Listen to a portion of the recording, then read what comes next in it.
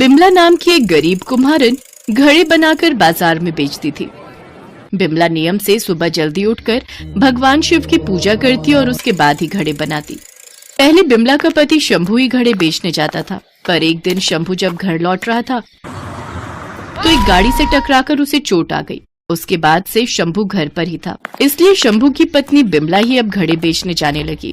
घड़े ले लो घड़े, बढ़िया पक्के घड़े। सुनो, जरा एक घड़ा निकाल कर दो, पर बढ़िया देना, पता चले 2 दिन में टूट जाए। नहीं नहीं बहन जी, मेरे घड़े कच्चे नहीं होंगे, चाहे तो आप सिक्का बजा कर देख लो, टन की आवाज करते हैं मेरे घड़े। घड़े ले लो घड़े, बढ़िया पक्के घड़े। जय शिव शंकर पंडित जी। जय शिव शंकर बिमला बहन। पंडित जी, वो शिव मंदिर के लिए मैंने एक बड़ा घड़ा बना दिया है, गर्मियों में इस्तेमाल हो जाएगा। अच्छा, ये तो तुमने बहुत बढ़िया किया। ठीक है, कल दे जाना। जय शिव शंकर। बिमला शाम को घर लौटी तो दोनों बच्चे सोनू और प्रिया दरवाजे पर खड़े हुए थे। माँ आ गई, माँ आ गई। माँ, हम आपका बहुत देर से इंतजार कर रहे थे, बहुत जोरों की भूख लगी है, कुछ खाने को दो। हाँ हाँ बच्चों, बस थोड़ी देर रुको, अभी मैं तुम सबके लिए कुछ न कुछ बनाती हूँ।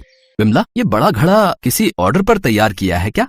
नहीं नहीं जी, ये तो मैंने शिव मंदिर में देने के लिए बनाया है। गर्मी आ रही है, भक्तों को घड़े का ठंडा पानी पीने को मिलेगा, इसीलिए कल सुबह ये घड़ा मंदिर दे जाऊंगी। ये लो जी, तुम दवाई खा लो। बिमला अपने चेहरे की सारी चिंताएं शंभू और बच्चों से छुपा लेती थी। सारा दिन मेहनत करके वो जो पैसे कमाती, उनसे रोजाना के खाने का सामान और शंभू की दवाई ले आती। घर के नाम पर बिमला के पास एक टूटा छप्पर था, जिसमें वो अपने परिवार के साथ रहती थी। फिर भी उसकी आस्था भगवान शिव पर अटूट थी। ओम नमः शिवाय, ओम नमः शिवाय, ओम नमः शिवाय। हे शिव शंकर, मेरे परिवार पर अपनी कृपा बनाए रखना। बिमला शिव जी की पूजा कर ही रही थी कि तभी एक सेठ सेठानी वहाँ आते हैं। बहन जी, हमें घर के लिए एक घड़ा खरीदना है। जी जी, बताइए कौन सा लेना है आपको? यहाँ सारे घड़े रखे हैं। वो बड़ा वाला कैसा है जी? परिवार के लिए पूरा रहेगा, काफी पानी आ जाएगा इसमें। कहे तो तुम ठीक रही हो भाग्यवान। एक काम करो बहन जी, आप हमें वो बड़ा वाला घड़ा दे दो। कितने का है, मैं आपको दाम दे देता हूँ। सेठ जी, ये घड़ा तो मैं आपको नहीं दे सकती, मुझे शिव मंदिर में देना है। आप मुझे कुछ दिन का समय दीजिए, मैं आपको नया बिल्कुल ऐसा ही घड़ा बना दूंगी। ये वाला तो मैंने शिव मंदिर के नाम का अलग कर दिया है।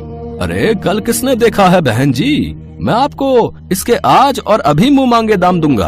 हाँ बिल्कुल, अब हमें ये पसंद आ गया है तो आप हमें ये दे दो, आप मंदिर में दूसरा बना कर दे देना। नहीं बहन जी, मैं ये नहीं दे सकती, ये तो मैंने शिव मंदिर के नाम से ही बनाया है। अगर आपको कोई और घड़ा लेना है तो ले सकती हैं, या फिर कुछ दिन रुक जाइए, मैं आपके लिए बना दूंगी। नहीं नहीं, रहने दो, अब आप अपना खुद ही नुकसान कर रही हो तो हम क्या ही बोले। चलो भाग्यवान, चलते हैं, कहीं और से खरीद लेंगे। सेठ सेठानी बिना घड़ा खरीदे ही चले जाते हैं। बिमला घड़ा बेच देती तो अच्छे पैसे आ जाते। अब पता नहीं कोई ग्राहक आएगा भी या नहीं। वैसे तो तुम्हारे लिए फायदे में ही रहता, तुम्हें गली गली घूमकर जितनी कमाई होती है उतनी ये सेठ हमें एक घड़े की दे रहे थे। कुछ दिन तुम्हें भी आराम मिल जाता। नहीं जी, मेरा मन नहीं माना। मैंने बड़े प्रेम से शंकर जी का नाम लेकर ये घड़ा बनाया था। अगर उनकी इच्छा होगी तो कोई और ग्राहक मिल जाएगा, पर अभी तो मैं ये घड़ा शिव मंदिर में देने जा रही हूँ। इतना कहकर बिमला ने घड़ा उठाया और शिव मंदिर देने जाने लगी। तभी एक आदमी और औरत बुरी अवस्था में उसके पास आए और बोले, बहन, हमारी झोपड़ी में आग लग गई है, हमें ये घड़ा दे दो, हम इसमें पानी भरकर अपनी झोपड़ी की आग बुझा देंगे। हमारे पास कोई साधन नहीं है, ये घड़ा बड़ा है, इसमें पानी अच्छे से आ जाएगा, हमारी मदद करो। हाँ बहन, झोपड़ी में हमारा सामान पड़ा है, सब जल जाएगा, हमें ये घड़ा दे दो, तुम्हारी बड़ी कृपा होगी। हाँ हाँ, आप जल्दी से ये ले जाओ, ये लो। पर बहन, तुम तो ये घड़ा शिव मंदिर में देने जा रही थी ना, पर ये तुम हमें दे रही हो। हाँ कोई बात नहीं, मैं शिव मंदिर में दूसरा घड़ा दे दूंगी, पहले आप लोगों को इसकी जरूरत है, जल्दी से जाओ भैया और आग बुझाओ। बिमला की बात सुनकर वो आदमी और औरत घड़ा लेकर चले जाते हैं। इन्हें कैसे पता कि मैं ये घड़ा शिव मंदिर में देने जा रही हूँ? शायद मंदिर के रास्ते जाते देख लिया होगा। बिमला शिव मंदिर में दर्शन के लिए चली जाती है। पंडित जी, वो घड़ा मैं आपको। हाँ बिमला, वो घड़ा तुमने बहुत ही बढ़िया भिजवाया है। तुम्हें पता है, सोनपुर गांव के जमींदार साहब आज मंदिर में दर्शन के लिए आए थे। उन्होंने जब ये घड़ा देखा तो उन्हें बहुत पसंद आया। वो चाहते हैं कि तुम उनके लिए भी ऐसे 5 घड़े बना कर दो। बिमला पंडित जी की बात सुनकर चौंक जाती है। वो देखती है कि कुछ देर पहले उसने जिस घड़े को उन आदमी औरत को दिया था, वो घड़ा तो मंदिर में रखा है। उसकी आंखों में आंसू आ जाते हैं। वो समझ जाती है कि जरूर ये भगवान का चमत्कार है।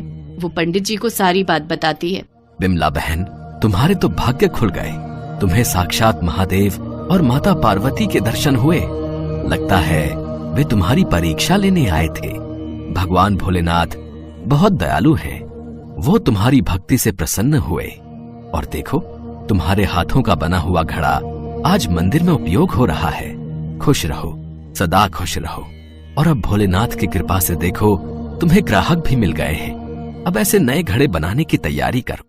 देखना, तुम्हारे घड़े आसपास के बहुत सारे गांवों में बिकेंगे, क्योंकि अब महादेव और माता पार्वती का आशीर्वाद तुम्हारे साथ है। पंडित जी की बातों को सुनकर बिमला को सचमुच यकीन हो जाता है कि साक्षात भगवान शंकर और माता पार्वती ने उसके जीवन के सारे दुख दूर कर दिए। बिमला सोनपुर गांव के जमींदार साहब के लिए घड़े बनाती है। वो उसे अच्छे दाम देते हैं। धीरे धीरे बिमला के बनाए घड़े आसपास के सभी गांव में बिकने लगे, जिससे बिमला की आर्थिक स्थिति में बहुत सुधार हो गया। अब उसे पैसों की कोई कमी नहीं थी। महादेव की कृपा से शंभू भी अब ठीक हो गया था। अब दोनों मिलकर खूब मेहनत से घड़े बनाते। उन्होंने एक दुकान भी खरीद ली, जिसमें अब वो घड़ों के साथ साथ मिट्टी के खिलौने और बर्तन भी बेचने लगे।